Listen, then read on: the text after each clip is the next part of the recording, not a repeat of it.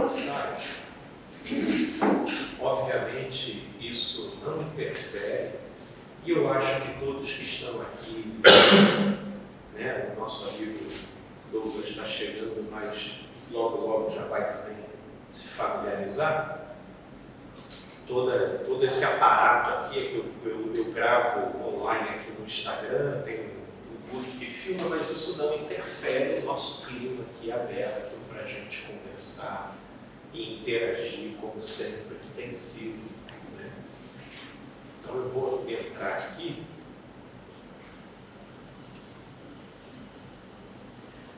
Bom dia ainda, gente boa aqui no Facebook.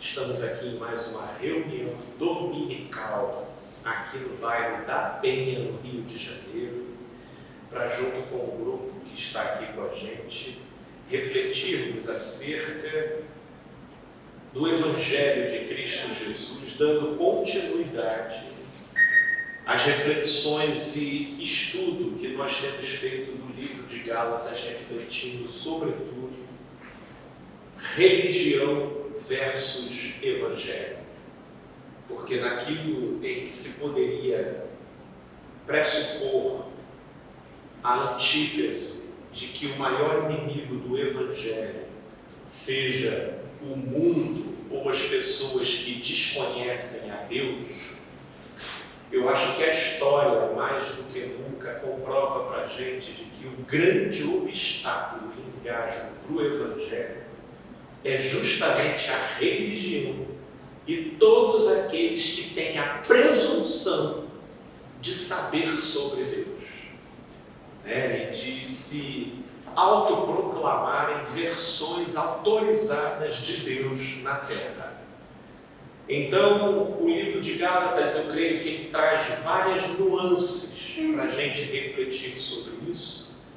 E dentre tudo que a gente tem conversado, por exemplo, na semana passada, ficou bem ressaltado aqui um dos grandes perigos, né, daquele que tenta buscar caminhar com uma consciência saudável do Evangelho, que é o perigo de retroceder para a mentalidade religiosa.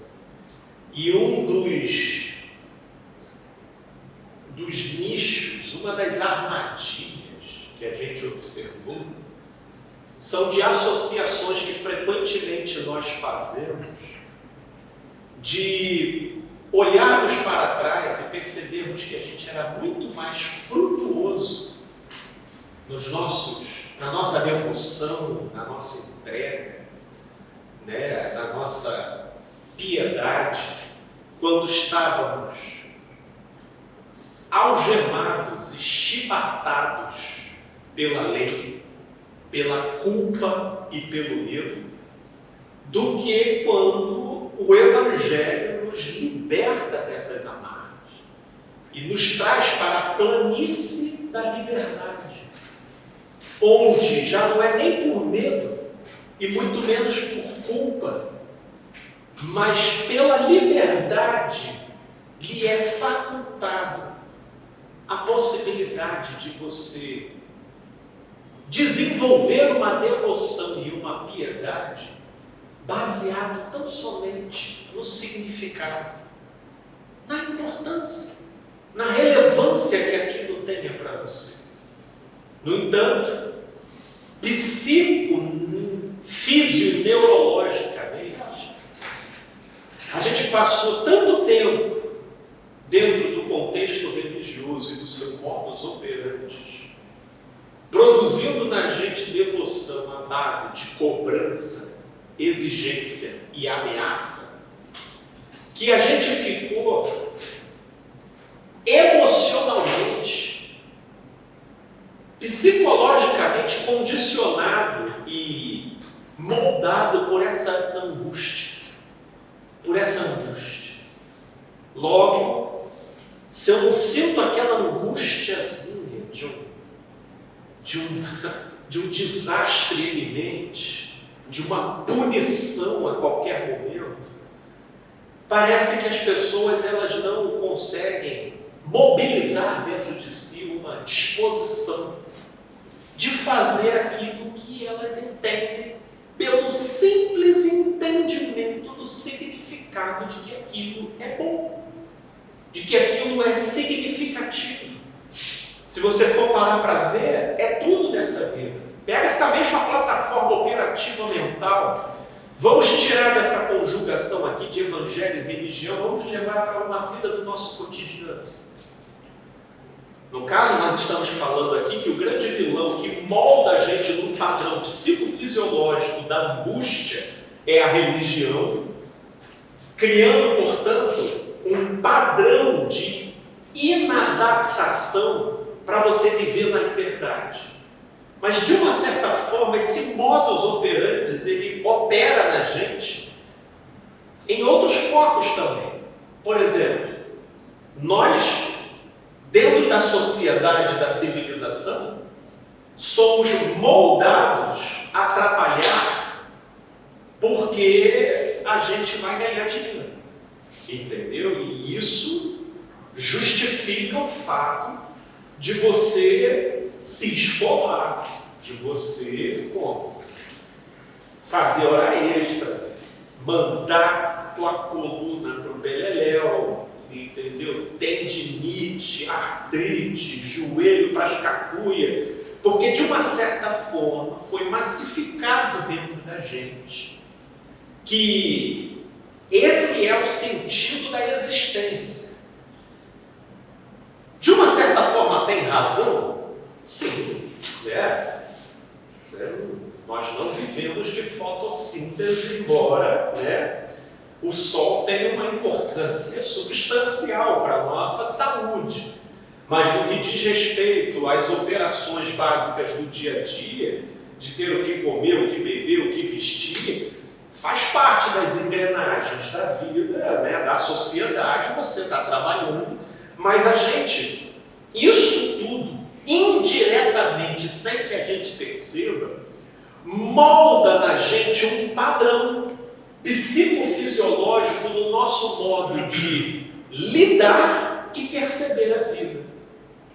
Aí, quando você se depara de fazer uma coisa que é para você, aquilo não vai te dar dinheiro, aquilo não vai te deixar mais rico, mas é uma coisa que você entende que agregaria, que seria bom, que seria significativo.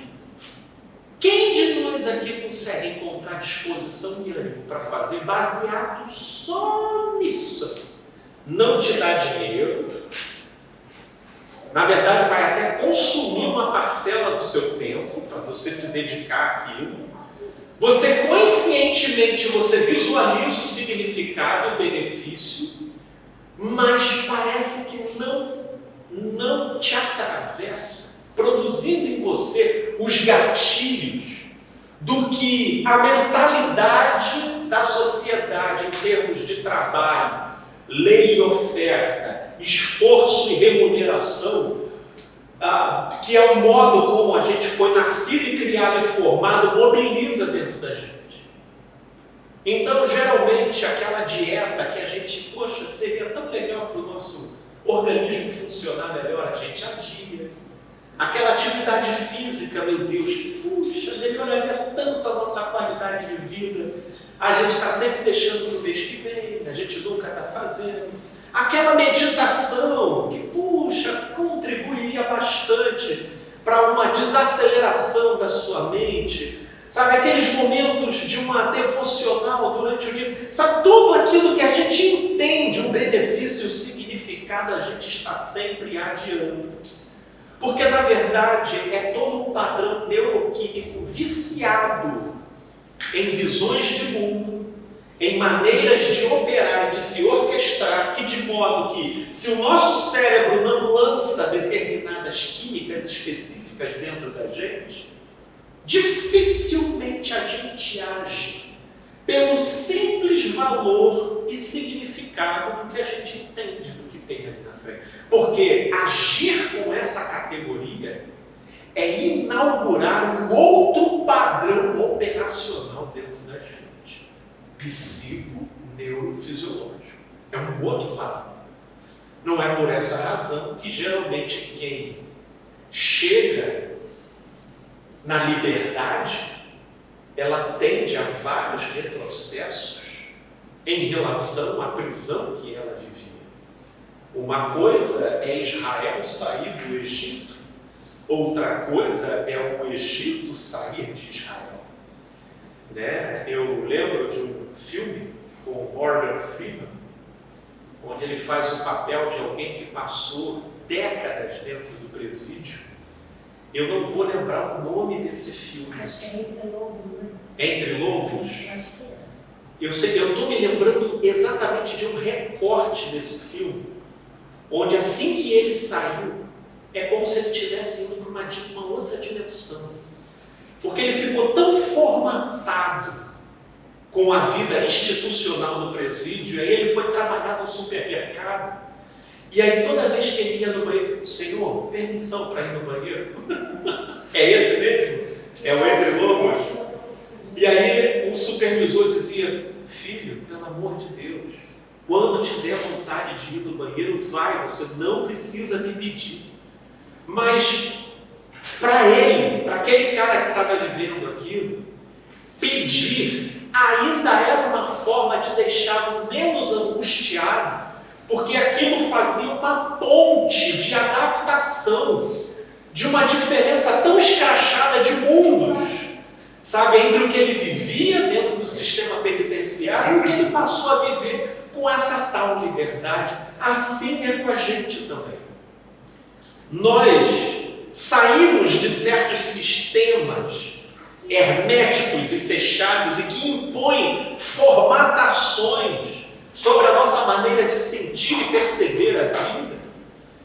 E quando a gente está diante de propostas, pelo simples e singelo valor do seu significado, aquilo dali não parece que tem que vir um pastor e te dar uma ameaçada que o diabo vai vir e vai fazer, ou tem que vir um médico e dizer, ó, se você não entrar para a academia hoje, entendeu? Assim, ó, tu já está indo mês que vem.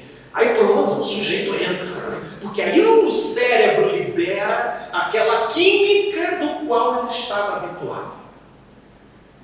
Quantos de nós está disposto a pagar o preço da liberdade? Porque a gente fica olhando certos personagens da Bíblia, né? Puxa, mas olha esse fulano, olha o que ele adquiriu, olha o que ele pensava. Mas quantos de nós estamos abertos para exercitar as implicações da liberdade de ser dentro de nós? Dentro de nós. Vencendo nossos medos, vencendo nossas preguiças, vencendo nossas indisposições, e isso sem ninguém te dando chibata no lombo, sem ninguém te ameaçando, perdão, apenas você por você mesmo, entendendo que nessa direção você está conformando o seu ser no ser de Cristo, no ser de Cristo. Para imaginar, Jesus fez o que fez, sem estar sendo movido por culpa, sem estar sendo movido por medo. Ele fez por amor.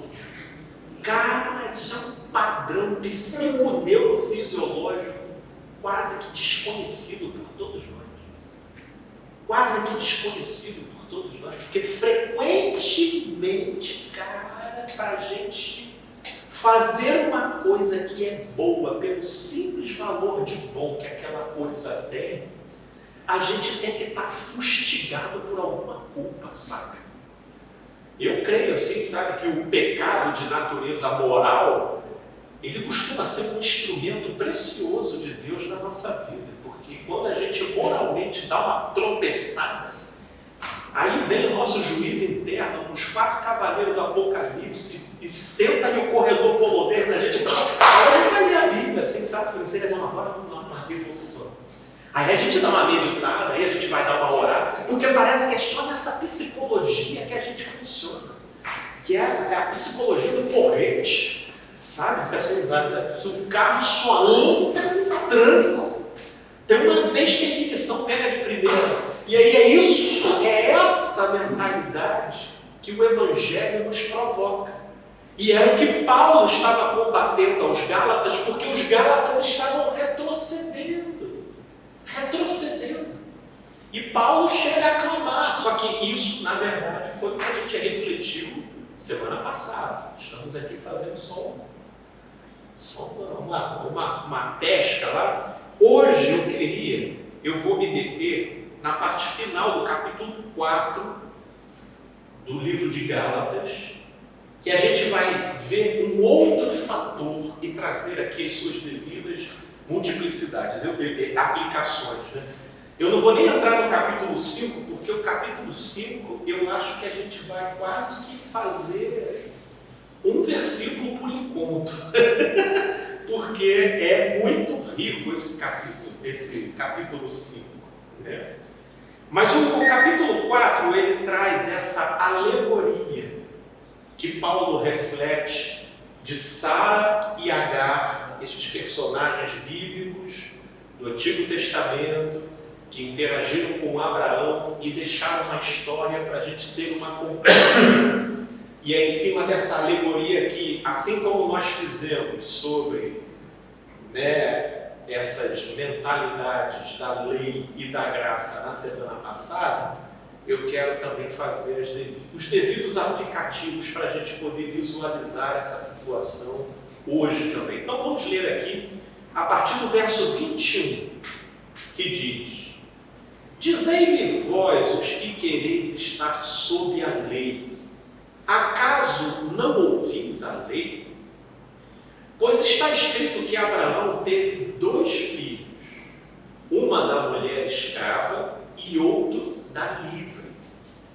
Mas o da escrava nasceu segundo a carne, o da livre mediante promessa. Estas coisas são alegóricas, porque estas mulheres são 2 alianças. Uma, na verdade, se refere ao Monte Sinai, que gera para a escravidão. Esta é Agar. Ora, Agar é o Monte Sinai na Arábia e corresponde à Jerusalém física atual, que está em escravidão com seus filhos. Mas a Jerusalém lá de cima, que é espiritual, é livre, a qual é nossa mãe, porque está escrito: alegra-te, ó estéril, que não dás à luz, exulta e clama, tu que não estás de parto, porque são mais numerosos os filhos da abandonada que os filhos da que tem marido. Vós, porém, irmãos, sois filhos da promessa como Isaque. Como, porém, outrora, o que nascera segundo a carne perseguia ao que nasceu segundo o Espírito, assim também agora. Contudo, o que diz as Escrituras? Lança fora a escrava e seu filho, porque de modo algum o filho da escrava será herdeiro com o filho da livre. E assim, irmãos, somos filhos não da escrava, e sim da lei. E aí eu pergunto: somos? É isso que nós vamos refletir aqui. Porque não é uma afirmação em si que nos torna tal coisa, salvo a pessoa no íntimo creia e comece a corresponder a isso. Mas vamos entender essa alegoria que Paulo fala sobre Sara e Agar. Abraão era um cara casado com Sara, e Sara era estéril. Sara era estéril, não podia dar filhos. Porém, Abraão recebe uma promessa e ali estava sendo feita uma aliança com Abraão. Eles seriam pais de uma nação, como as areias, como a areia do mar, tão numerosa quanto a areia. Só que aí nós vamos pensar, Abraão esperou lucidamente pela concretização dessa promessa, nada menos que 70 anos. Acho que 70 anos aqui, ninguém tem ainda aqui, né? Aqui na sala, não. 70, tem 70 anos. Não, não tem? Então, então talvez a Vânia, mas olha, nem a Vânia, não tem. Mas ainda que a Vânia tivesse 72, nem ela já teria como ter a dimensão dessa coisa, porque com 2 anos de idade ninguém tem consciência. Abraão teve 70 anos de espera lúcida. Lúcida. Eu, por exemplo, vou fazer 43 agora, mas dos meus 43, a data mais longínqua, eu vou ter o quê? Uns 4 anos. E ainda assim é uma lembrança flash. Então eu posso dizer que assim, o meu período lúcido foi praticamente da adolescência para cima. Então pega aí 43 e subtrai 13, entendeu? Vai ser mais ou menos o período lúcido que eu tive. Faz essa conta mais ou menos e você vai perceber o seu período lúcido. E Abraão teve 70 anos aguardando lucidamente uma coisa. Como não poderia deixar de ser, né? 70 anos é muito tempo. E aí, vivendo aquele dia após dia, o cara já virando uma anedota, né? No meio dos seus próprios conterrâneos, né? Aí chega Sara, já aflita e angustiada com aquilo, ela vem com um jeitinho brasileiro, já se inaugurando, né? Naquele tempo e naquela época. Né? E ela chega e vira e coloca: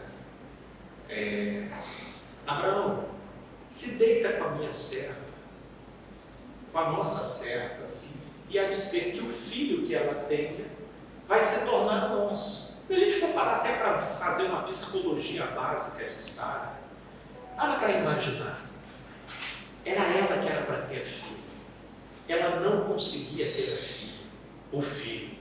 Eu fico a imaginar cada vez que Sara se deitava com Abraão e saía de novo e nada de ter o filho. A gente tem que se transportar para aquele tempo e para aquela época, porque a mentalidade não é a que a gente tem hoje. Hoje as mulheres, elas são muito mais emancipadas e livres do que eram, né? Na época de Sara. A mulher naquela época tinha um papel preciso de reproduzir, de criar, de ter filho. Essa era a glória dela.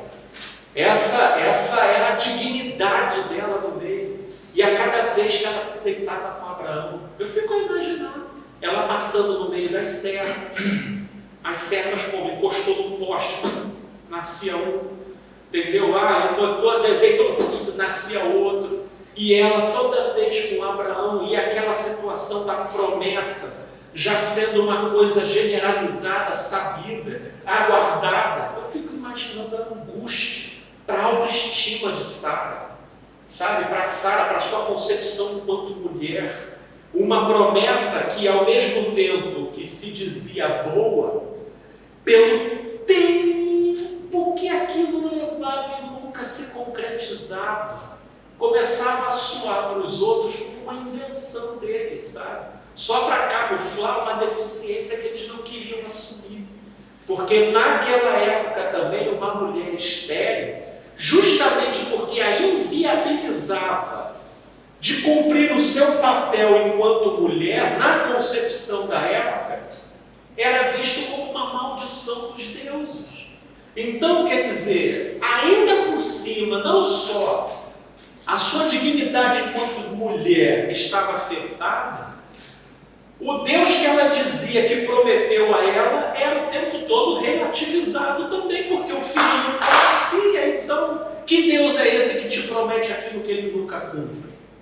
E aí vai passando a idade, e aí todo mundo sabe que se não veio naquela época que era para vir, porque enquanto até Abraão e Sara está lá nos seus 40, 50, 60, 70, 80, o pessoal já está, assim, ó, acho que, se bem que eu já conheci gente muito ativa aos 80, aos 90, a probabilidade já está diminuindo, e com 90, quando ninguém mais acreditava, ela ainda levou mais 10 anos.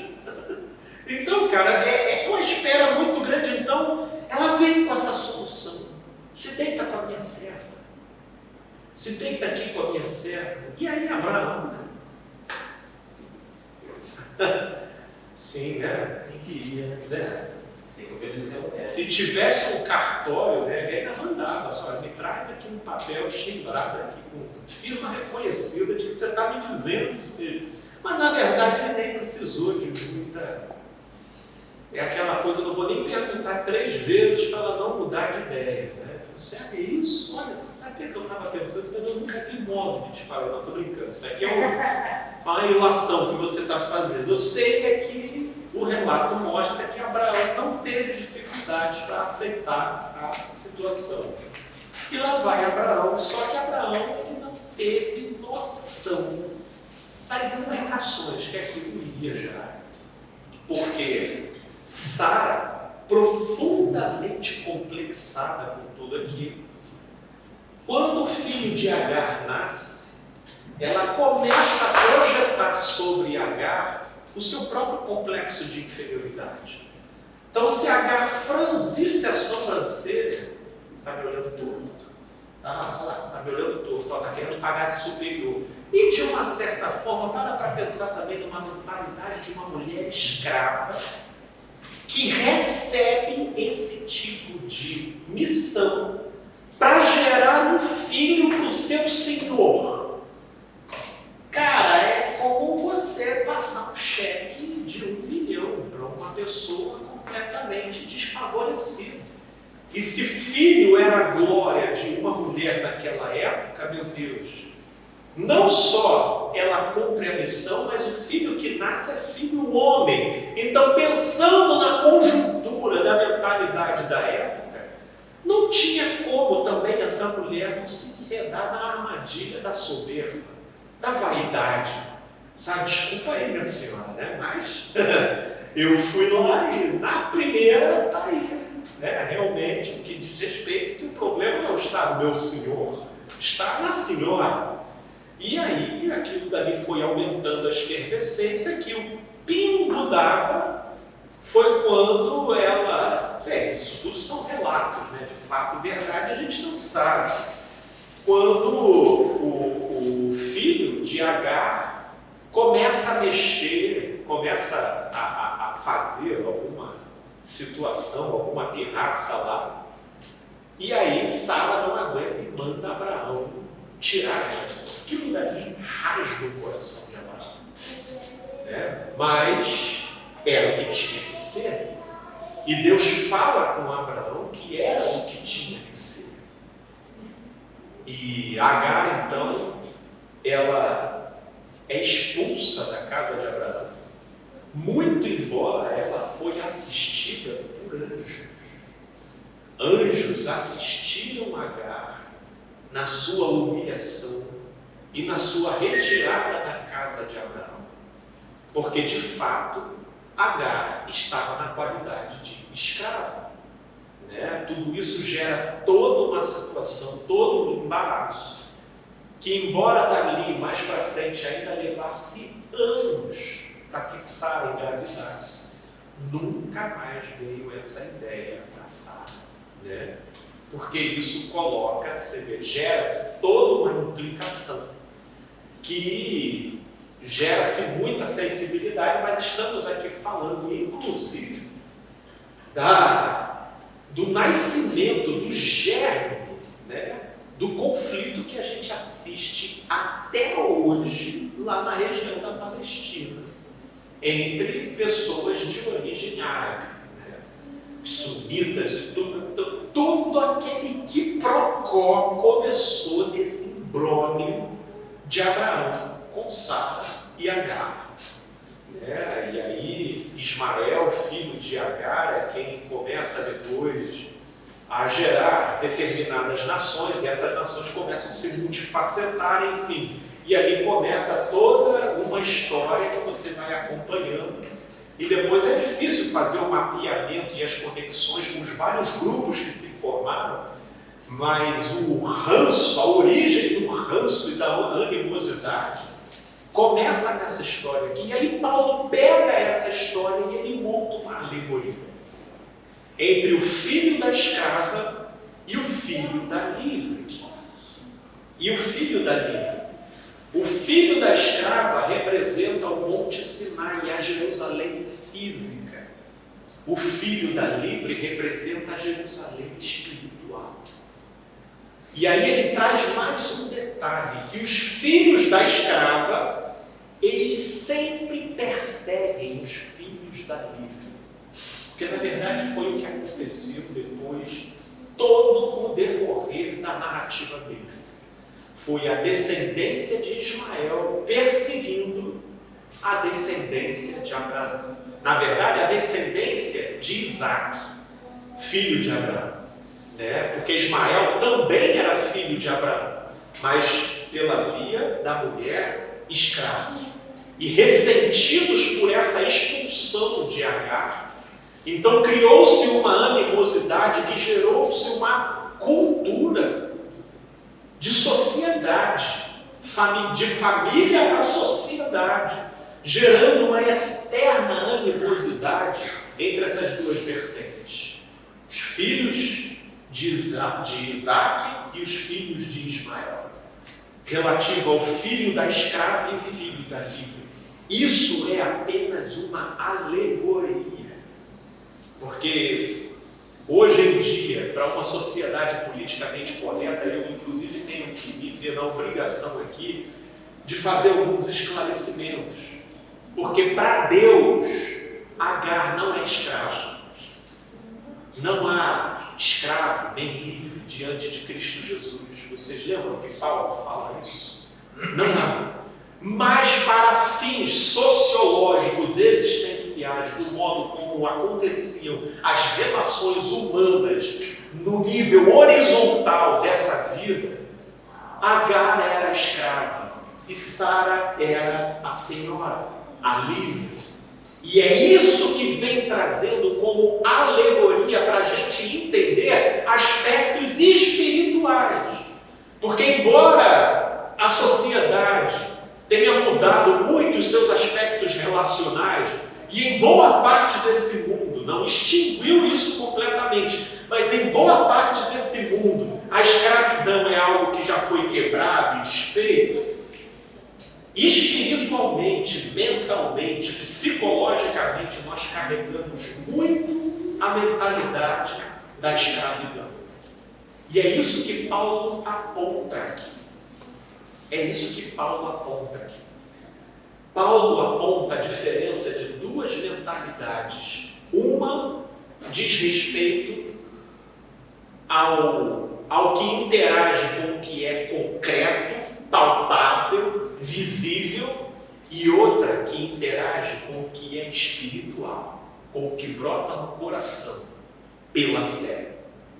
Portanto, uma recai naquela denominação que Paulo chama de carne, e outra recai no que ele chama de espírito.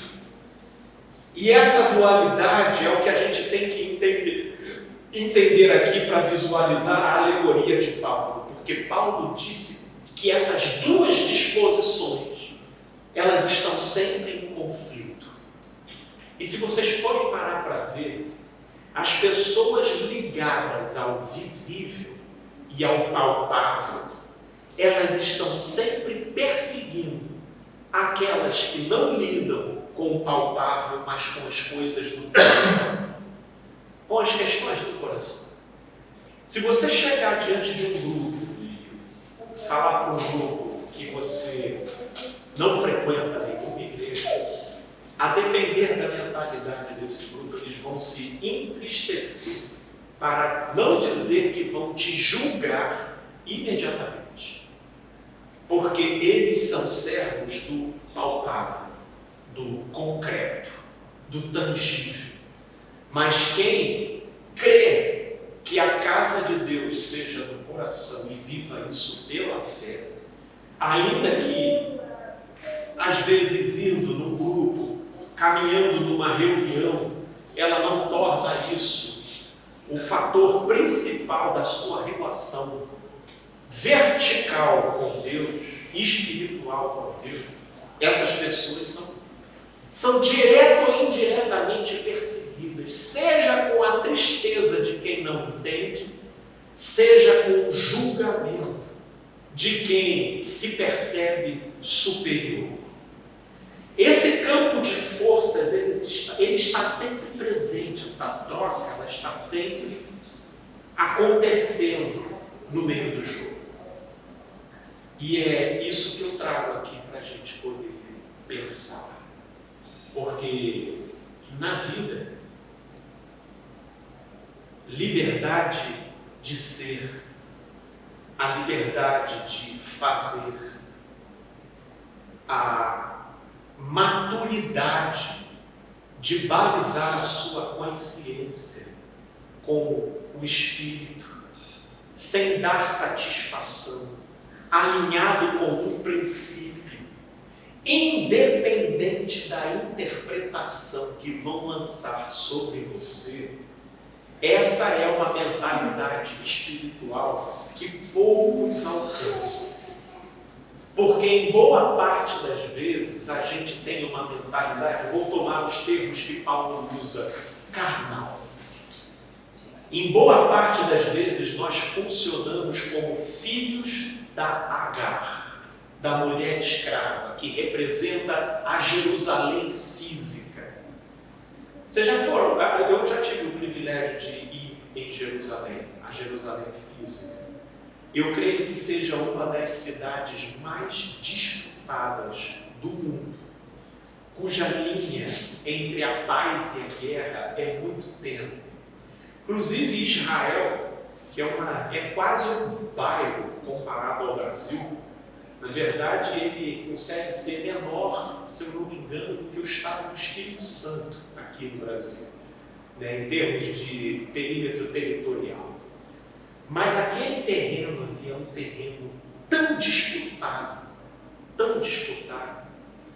que todos ali, em nome da história, do templo, da tradição, perpetuam verdadeiras lutas de sangue para conseguirem a posse da terra.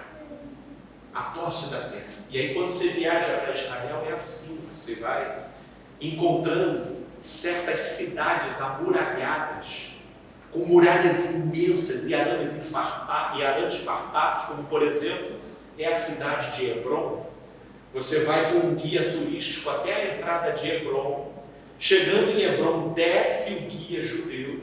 A gente atravessa a portaria imensa ali, entra em Hebrom e sobe um guia palestino, que é o que vai dar continuidade da apresentação da cidade para a gente.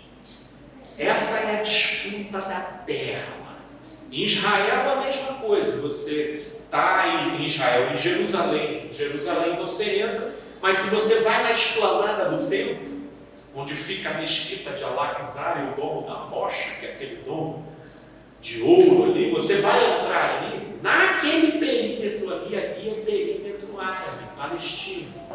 Então é como se você tivesse que passar por uma nova fronteira. Você vai ter aqui, vai ter critérios, não pode levar a Bíblia de maneira ostensiva, não pode fazer certas coisas, e aí você vai entrando até cruzar e sair do outro lado lá, e aí você volta novamente para um perímetro administrado pelo exército israelense. Então, é ponto de forças e de colisão e de conflito o tempo todo, porque essa é a disputa pela terra.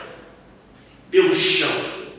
O chão é nosso, é a Jerusalém física, é baseado na carnalidade, naquilo que a gente vê, naquilo que a gente toca, é significado simbólico do que está aqui. A Jerusalém espiritual. A Jerusalém espiritual, ela já pertence a todo aquele que crê. A Jerusalém física, ela vai ser do mais forte. Ela ainda está sob disputa. Ela ainda é razão de ódio, de dissensão, de perseguição. Mas a Jerusalém espiritual, ela está disponível para todo aquele que crê. Quem, pois, se faz filho da livre? Vocês estão me acompanhando até aqui? Porque agora que eu vou começar a fazer os aplicativos para a gente visualizar. Porque por enquanto estamos falando de Jerusalém, estamos falando daquela terra, mas é que eu quero que vocês visualizem o fenômeno, a dinâmica psicológica e mental. Porque a gente pode fazer os mais diversos aplicativos das mais diversas direções. Quando você opera pela carne, e quando você faz questão daquilo que você vê e toca, vamos agora esquecer Israel e vamos trazer agora para o nosso cotidiano aqui. A luta por herança. Quem é você diante de uma herança? Quem é você diante de... Só peço desculpa, eu fico carregando a televisão. Ele mesmo entra em desespero para poder abaixar. Mas quem é você diante de uma disputa de herança? Quem? Como que você dá a vida? É fácil falar se a única herança que você tem vai ser uma xícara de café, né? Ou um marca-livro, entendeu? Agora, se você tem carro, bens, quem é você? Você é filho da herança terrena que passa e que fica? Ou você é filho da herança eterna que você não tem agora? Você não toca? Como é que você vai comprovar? Agora, uma vez que você se coloque a crer, isso te leva a modular a sua ganância, a sua presunção, o seu egoísmo e te torna filho da promessa. Foi isso que Sara foi levada a viver e a se tornar filha da promessa. Sara, ela não aguentou aguardar sua decisão de crer nessa promessa que ela não tinha de maneira concreta, que a levou então a articular a situação com Agar. E aí deu no que deu a situação toda. Porque você ser filho de uma promessa e não ter nada concreto e que respalde aquilo que você crê, pode também, ao olhar de observadores externos, te tornar o quê? Um lunático, um idealizador, um sonhador, um sujeito utópico, distante, que não tem nada concreto. E aí, como é que você lida com isso? Existem aquelas que, na sua carência afetiva, começam a ser taxadas o quê? De encalhadas. Começam a ser taxadas de termos pejorativos e que debita contra o quê? A autoestima. E esse é o tipo de coisa que, se a pessoa se entrega, tanto homem quanto mulher, tanto mulher quanto homem, isso vai abrindo uma cratera de carência que a pessoa já começa a negociar com uma série de critérios e de princípios que ela entendem serem norteadores da vida, para ela diminuir a dificuldade da fama que ela tem, da má interpretação que ela recebe, sei lá, de não conseguir segurar uma pessoa ao seu lado. Quantos de nós suportamos a má interpretação de terceiros em benefício de crer numa promessa que ao mesmo tempo te leva a negociar e a trabalhar contra ansiedade, medo, cobranças. Perceba que nós continuamos aqui falando sobre Sara e Agar, sobre a livre e a escrava. Não era fácil ser Sara, cumprir o papel de Sara, crer numa promessa que estava sempre longe e não carregava visibilidade e palpabilidade nenhuma, ao mesmo tempo que lidando com olhares que te relativizavam o tempo todo, por ser você quem você é. Como mobilizar a sua mente, a sua autoestima, a sua disposição para caminhar de cabeça erguida, mesmo não tendo nada. Mesmo não tendo nada. Olha o que Paulo ele tem uma fala. Ele tem essa fala aqui. Oh, meu Deus, o negócio é a gente pegar aquela fala que Paulo diz: não tendo nada, mas ajudando a muitos, vivendo perseguido, mas dando assistência, sendo apedrejado, mas consolando a muitos. Esse é o paradoxo do que o Espírito nos leva a viver nesse mundo de aparências. E essa resolução de você crer, ter tudo, mesmo estando no calabouço, no presídio. Vocês conseguem entender o nível paradoxal de força que essa fé pode produzir em nós? Porque ser o filho da livre, isso não é uma coisa que você possa chegar numa igreja e vociferar: vocês são filho da livre, amém! Aí todo mundo, amém! Eu sou filho da livre. No grito. A coisa é assim, no grito: eu sou filho da livre, amém! Só os frutos vão denunciar se de fato você é. Como você é filho da livre? Se você está disposto a matar por aquela herança entre os seus irmãos. Filho da livre? Como? Você é filho da livre? Como você é filho da livre? Se você está disposta a morrer nesse casamento morto, tóxico, demoníaco, mas com medo de ter a sua reputação manchada diante dos seus observadores. Você é filho da livre? No grito? Como que você é filho da livre se a iminência de perder o emprego em que você está mobiliza em você sentimentos tão assustadores que é como se a sua vida fosse acabar, como se a existência não teria caminho para além da demissão desse seu trabalho? E eu te pergunto: você é filho da livre?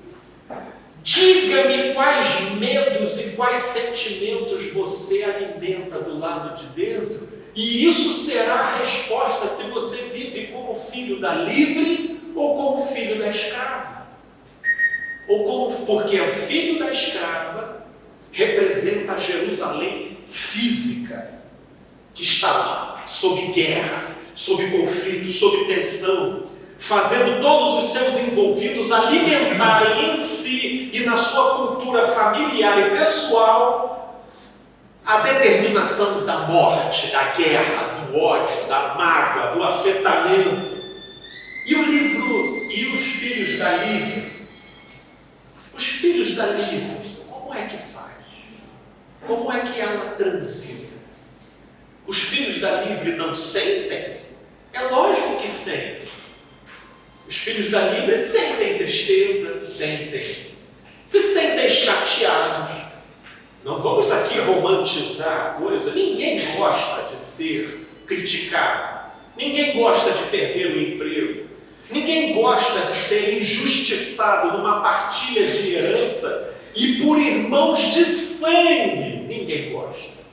Ninguém gosta.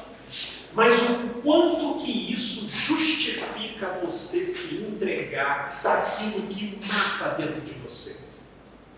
O quanto que isso justifica a alimentar predisposições, sentimentos e pensamentos que te levam a forjar em você aquilo que é a sua pior versão.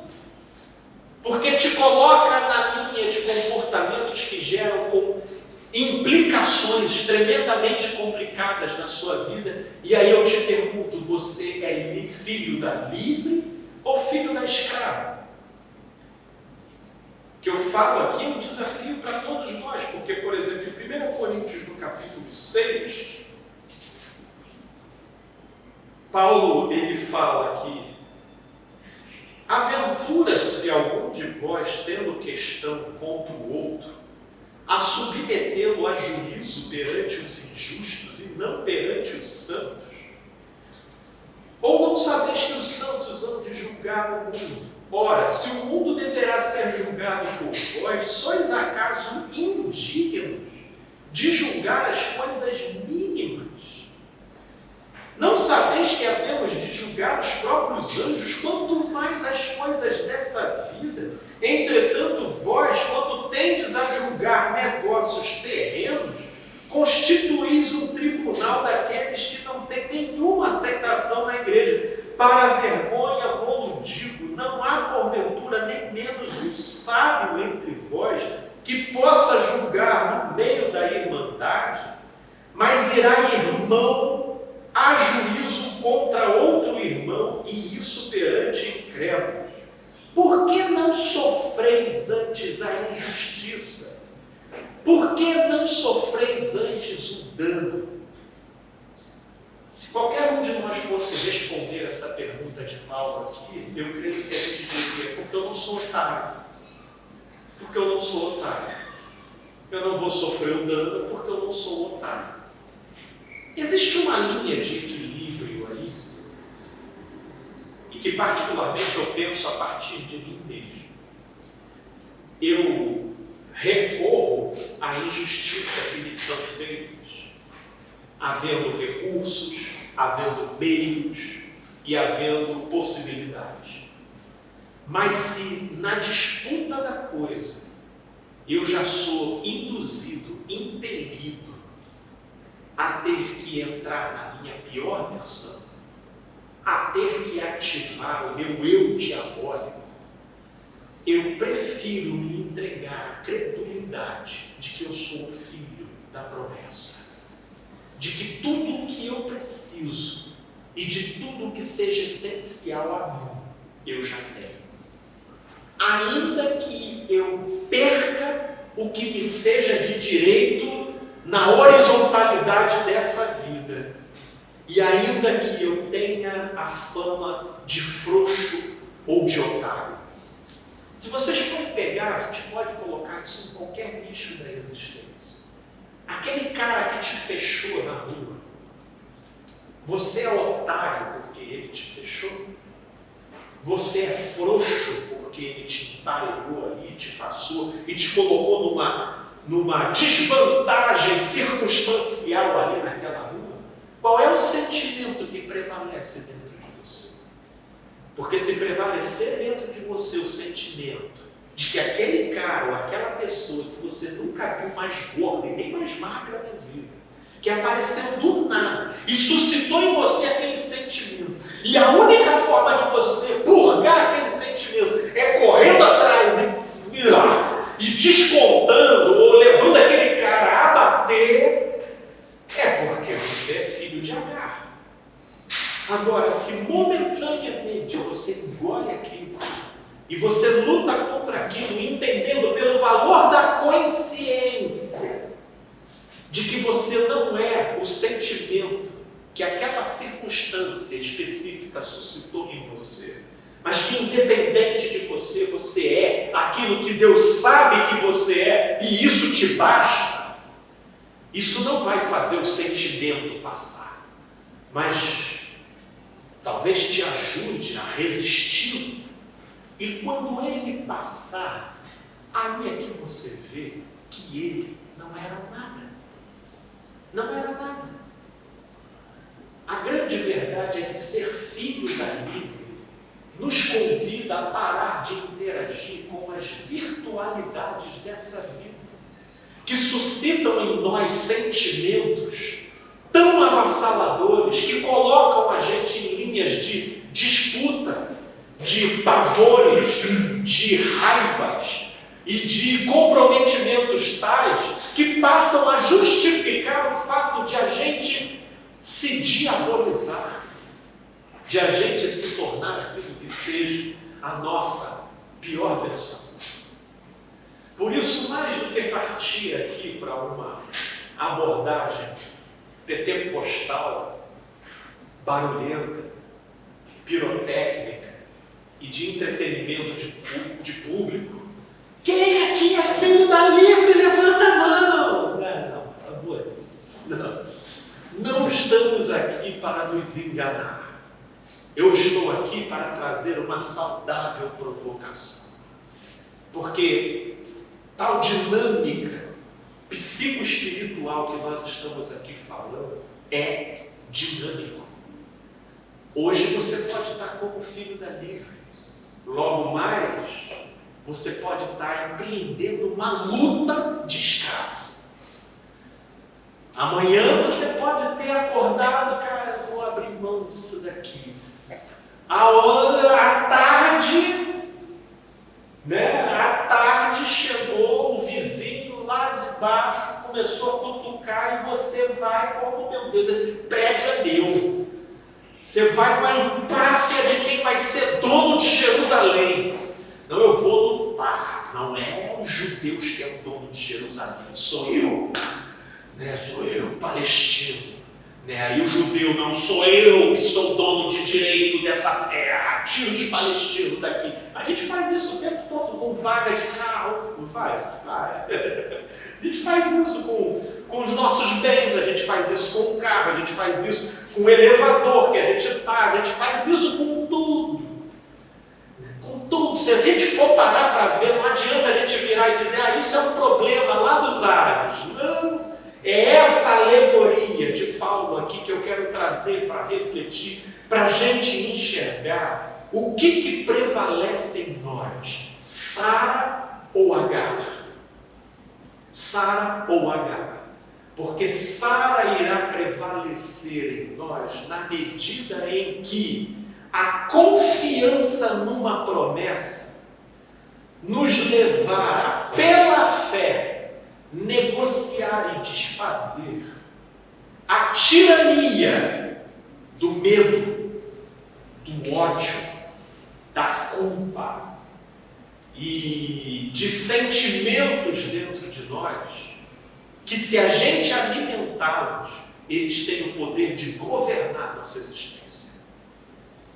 E aí é aquilo: os filhos de Agar estarão sempre perseguindo os filhos de Sara. Os filhos da escrava estão sempre perseguindo os filhos da livre. Porque, de uma certa forma, quem está na vibração da escravidão se sente indignado com você que não vibra na mesma vibração. Isso foi o Paulo que colocou aqui, a gente leu isso aqui em Gálatas. E eu não sei se você já visualizaram isso. Por exemplo, alguém que chega para você na luta de uma determinada coisa. Douglas, nós temos que nos juntar nessa causa aqui. Aí Douglas está vendo que, putz, cara, mas eu vou me juntar nessa causa aqui, tá um devorando o outro aqui, tá assim, cara, eu não vou me envolver nisso daqui. O quê? É por isso que você é um frouxo, Douglas. Então, você nunca quis nada nessa vida. Aí você já começa, porque os filhos da escrava vão sempre perseguir os filhos da livre. Vão sempre. Para os filhos da escrava, os filhos da livre são frouxos. Para os filhos da escrava, os filhos da livre são otários. Para os filhos da escrava, os filhos da livre são pauradores, idealizadores utópicos que vivem numa dimensão à parte. Né? São daquele grupo do deixa disso. Os filhos da escrava sempre terão um rótulo pejorativo e provocativo para os filhos da livre. Sempre vai ter. E se os filhos da livre não tiverem uma determinação em fé de crer e não abrir mão na promessa daquilo que o constitui e o valida, vai ter um dia que o filho da livre vai ter uma tentação danada de entrar no circuito e na vibração do filho da escrava, só para provar que ele não é frouxo, só para provar que ele não é otário, só para uma comprovação narcísica para si mesmo, de que a Jerusalém ali é minha, não é dele. É minha, não é dele. Eu espero que o Espírito de Deus, e aqui tem até um mano querido aqui colocando um exercício constante, trazer a consciência para o lugar correto, é isso, meu irmão, é isso. Ser filho da livre não é uma coisa que a gente proclama aqui. Quem é filho da livre diz amém, amém, amém, não. O buraco é muito mais em cima, né? É muito mais. Eu acho que está bastante em conexão, Felipe, com o Sermão da Montanha, né? Eu abri aqui o Sermão da Montanha, estava vendo aqui, do verso 3, Mateus capítulo 5, do 3 ao 11, aliás, ao 10, Jesus falando o tempo todo: bem-aventurados os pobres de espírito, bem-aventurados os que choram, bem-aventurados os mansos, bem-aventurados os que têm fome e sede de justiça, bem-aventurados os misericordiosos, os limpos de coração, os pacificadores, ou seja, os filhos da livre. Da livre. Isso. Que percorrem por esse caminho aí. Porque viver essas realidades aí é viver a antítese do modo como a gente é provocado e afetado por esse mundo aqui. Por esse mundo. E é nessa direção que nós somos convidados a viver, desligando as nossas disposições de morte e nos bastando numa validação e numa verdade que já é, porém não está disponível ainda aos nossos sentidos. Quem, todavia, crê, seremos salvos por esse crer dia após dia. Salvo de quê? De nós mesmos, das nossas próprias disposições mortíferas. Que o Espírito de Deus complemente e aprofunde essa mensagem no coração de todos nós, dos manos e amigos que estão aqui nos assistindo ou nos assistirão depois. Que Deus abençoe cada um de vocês. Obrigado aqui pela companhia de vocês e com a graça de Deus, até o domingo que vem. Valeu mesmo, gente boa. Um beijão para vocês. E aqui, gente boa. Brunão, você faz uma oração para a gente? Senhor Deus e Pai, esse é o nosso dilema, a nossa luta, é nosso desafio de cada dia. Ser filhos da escrava ou ser filhos da livre. Senhor, que através do Teu Espírito possamos escolher o melhor caminho. Meu Pai, nos ajuda em cada decisão, em cada escolha. Meu Pai, o melhor caminho, o caminho da paz, o caminho, meu Pai, que Te agrada.